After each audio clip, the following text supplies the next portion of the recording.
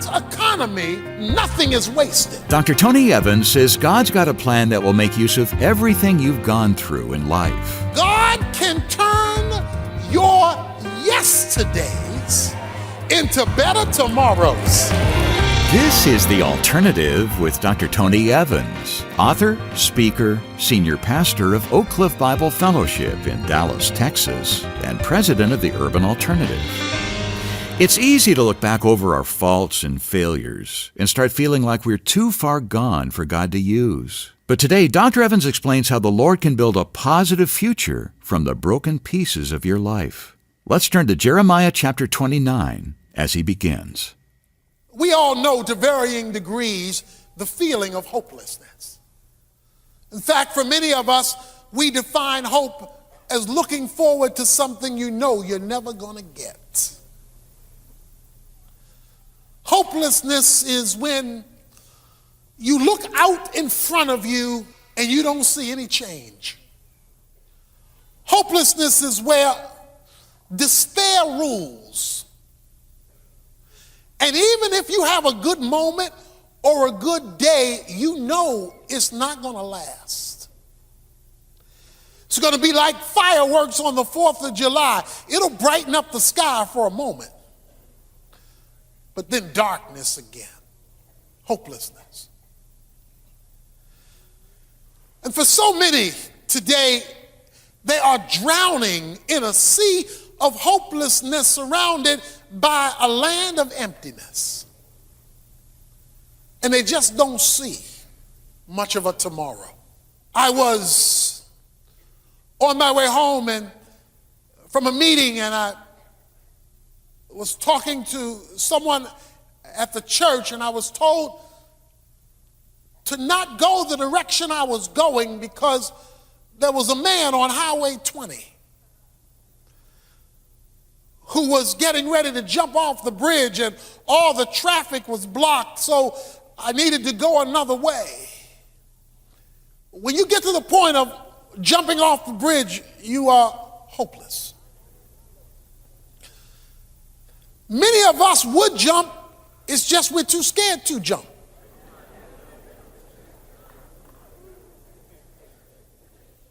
Tired of living and scared of dying and living in this sea of hopelessness. You know hopelessness. It's where there's no light at the end of the tunnel. Hopelessness is where the weather reporter says there is no sunshine and we don't see any on the horizon. It is constantly living under the cloud. Every day is rainy, always with the threat of thunderstorms. Hopelessness is a dead end. There are no through streets when you're hopeless. Some have financial hopelessness, the thought I'll never be able to pay these bills, never be able to get out of this debt. Some have relational hopelessness, a sense that this unhappy situation that I am in can never be changed, can never be reversed. Some have career hopelessness, stuck in a day-to-day job that you absolutely despise, but given the market and given the environment, you see no place to go. There's this sense of hopelessness, being stuck where you are. There's locational hopelessness, that I've been in this apartment, I'm tired of apartment living, and I've wanted my own home, and I still haven't been able to work it out. And so there's that kind of hopelessness. Or perhaps you've been single for an extraordinary period of time, and there seems to be no one on the horizon. You're not even getting a date, and so hopelessness reigns. You can classify it wherever you want to, but there's enough hopelessness to go around. God's people, Israel, were feeling hopeless. Things weren't looking very well. Things were not very encouraging, and day after day, year after year, they had to face this reality of hopelessness. One reason they were hopeless is because they were under divine discipline. God was disciplining them for their sin. He says in verse 4 of chapter 29, thus saith the Lord of hosts, the God of Israel, to all the exiles whom I have sent into exile. The reason he sent them into exile was because of their perpetual rebellion against him. So problem number one that led to their hopelessness was being under discipline. And it doesn't feel good when you're being spanked.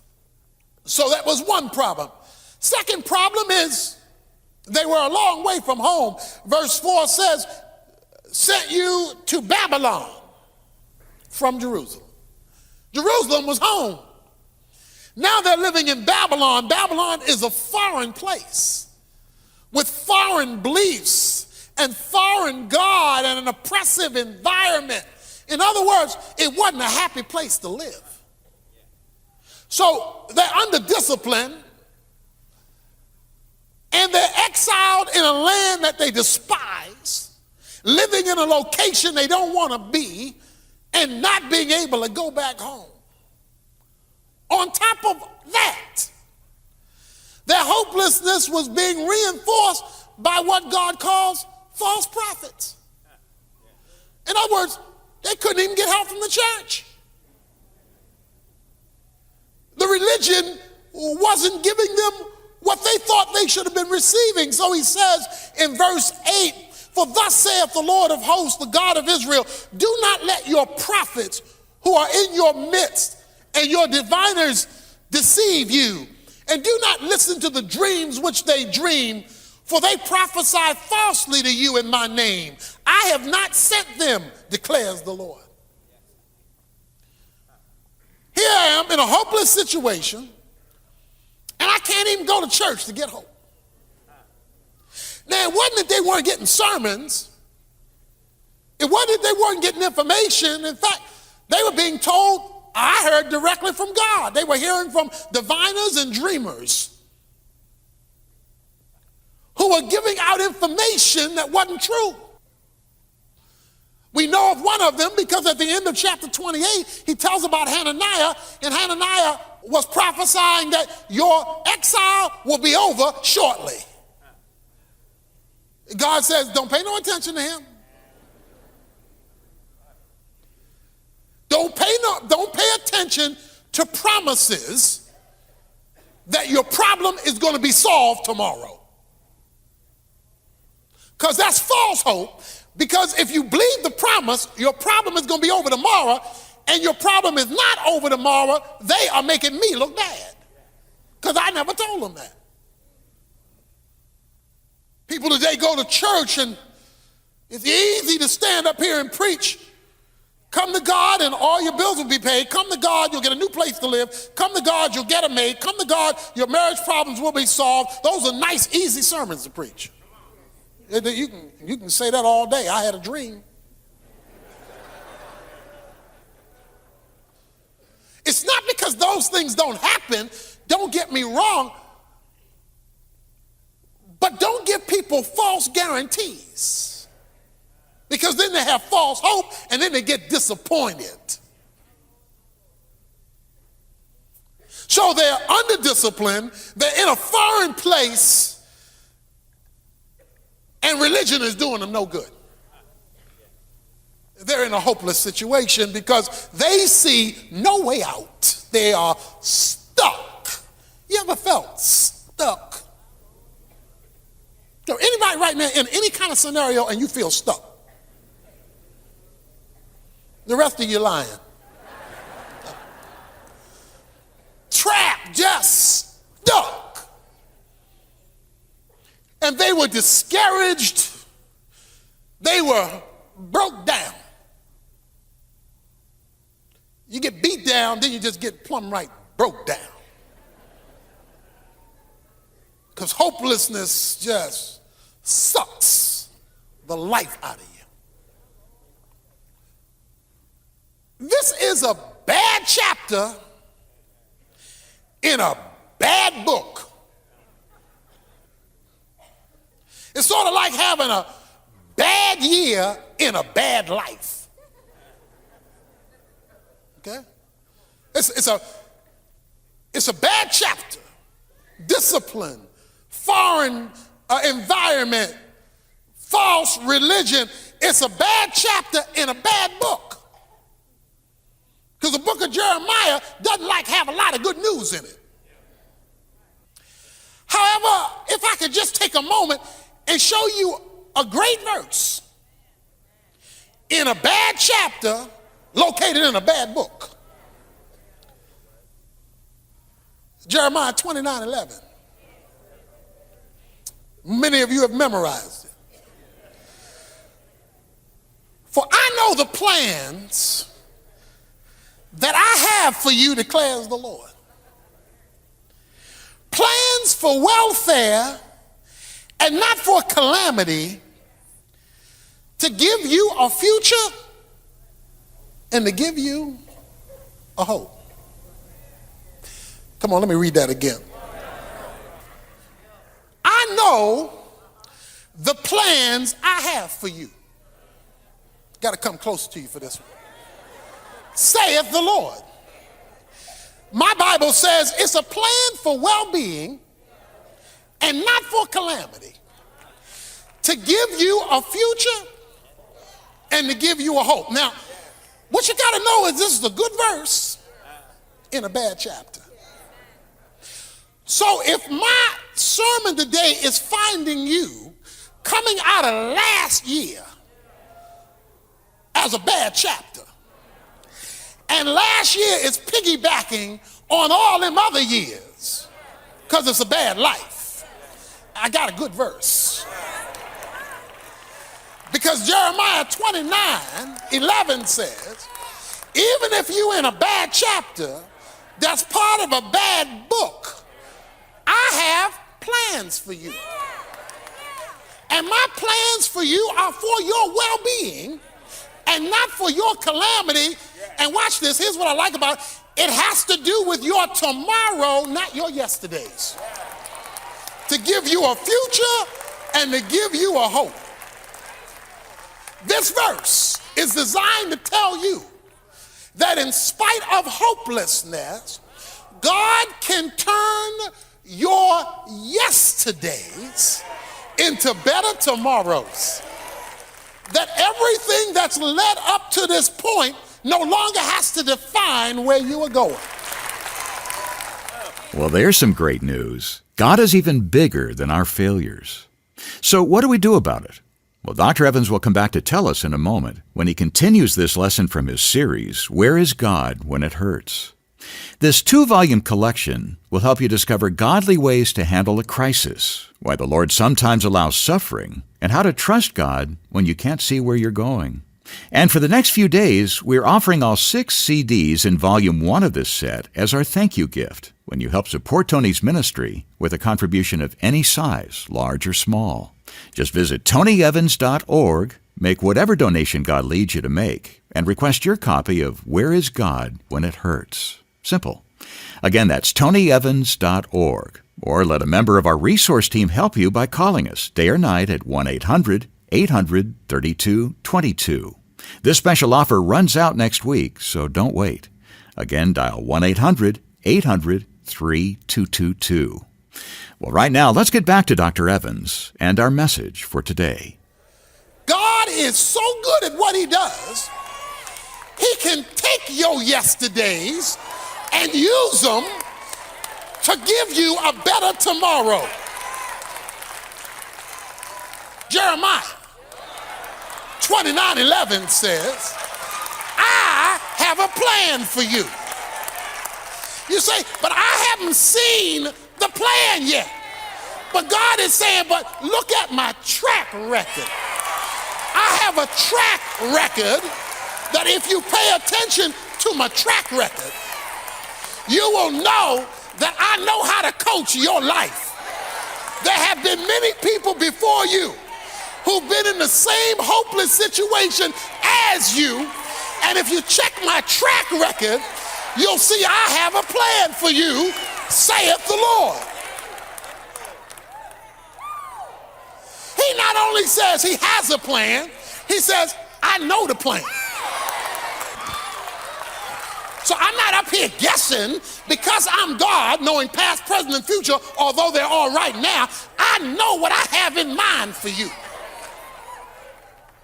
Therefore, what you are going through that is causing you to be hopeless is included in the plan I have for you.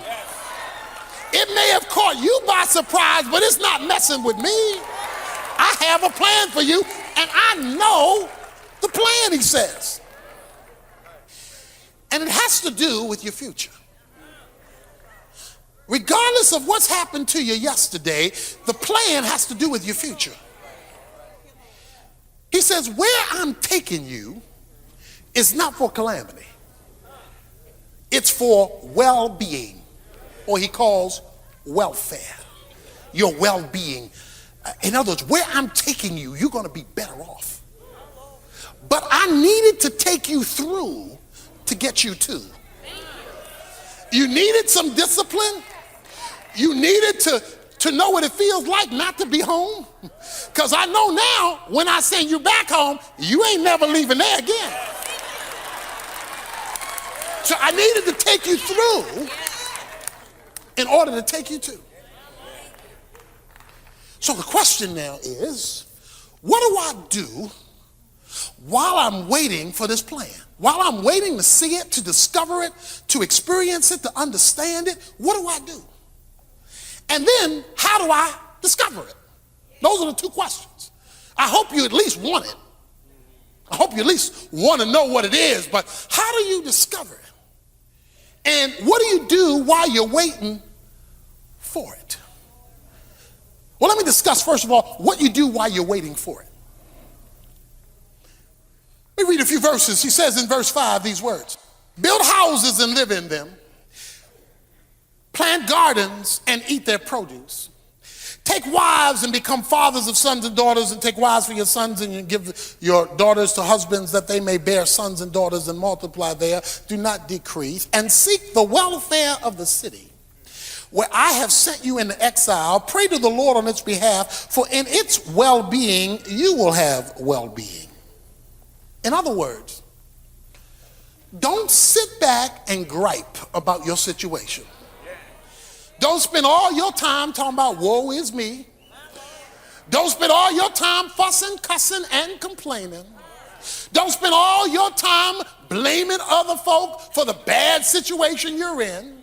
Let me say a word about that before I go on, because a lot of times we blaming folk for the situation that we are in when God says, I have sent you into exile.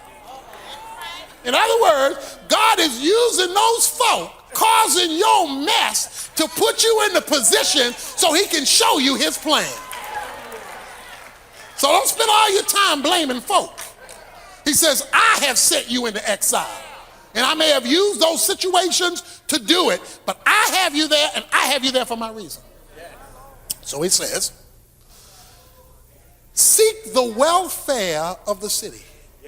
Now, notice there's a word in verse 7 that's also in verse 11, and that's the word welfare or well-being. While you're waiting on the plan for your well-being, he says, seek the well-being of others. In other words, while you're waiting for your blessing, be a blessing. While you're waiting for your deliverance, be a deliverer.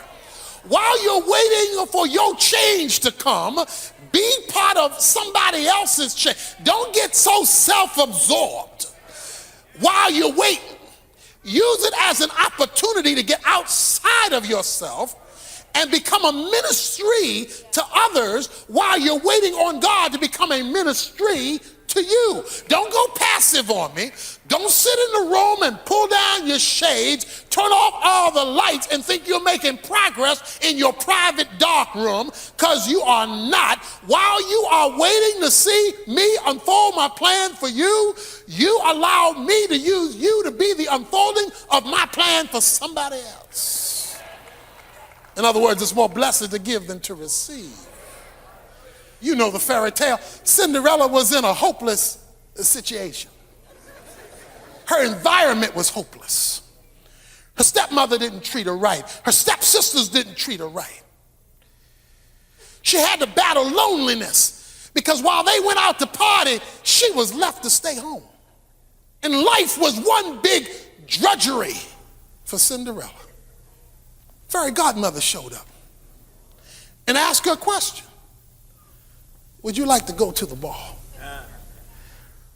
And through a miracle, she was transformed into this magnificent creature.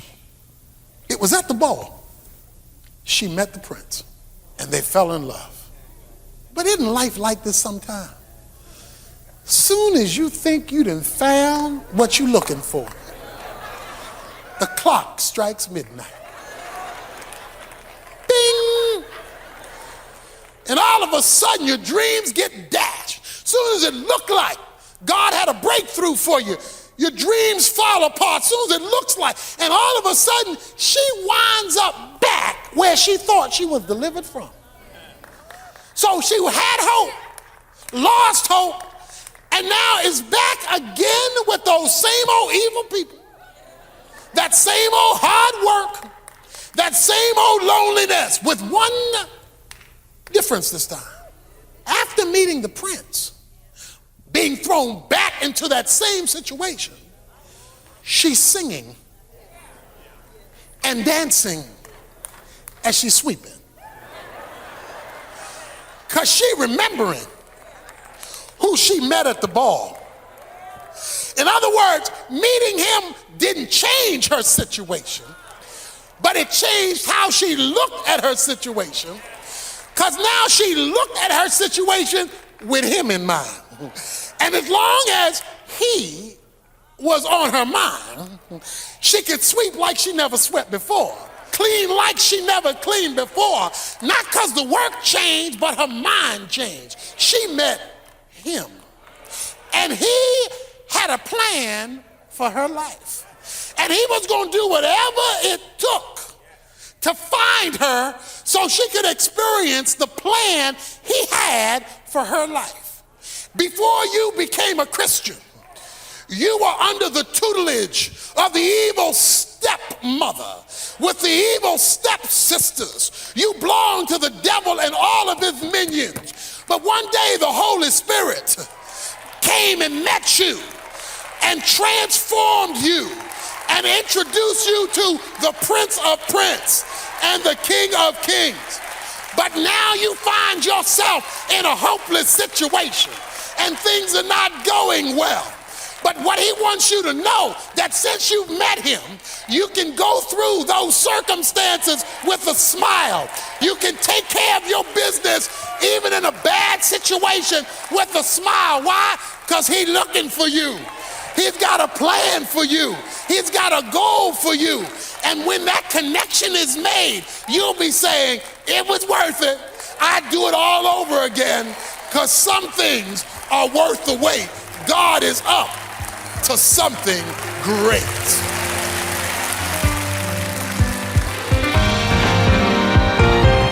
Great encouragement today from Dr. Tony Evans as he wraps up this message from his current series, Where is God When It Hurts? This collection provides answers to your questions about loss, suffering, and healing, and helps you find hope when your circumstances make you feel like giving up. Don't forget, for the next few days, Volume 1 of this series is our thank you gift to those who can help us keep Tony's teaching on this station with a contribution of any amount. Details are waiting for you online at tonyevans.org, where you can sign up for his free weekly email devotional and browse our library of audio, video, and print resources, including a timely look at revival called Turning a Nation to God. That's tonyevans.org, or give us a call toll-free at 1-800-800-3222. When our circumstances turn sour, we can't wait for them to change. That's only natural. Tomorrow, Dr. Evans talks about an unnatural way to face a crisis and the benefits it brings to your relationship with the Lord. I hope you'll be with us. The Alternative with Dr. Tony Evans is brought to you by the Urban Alternative and is made possible by the generous contributions of listeners like you.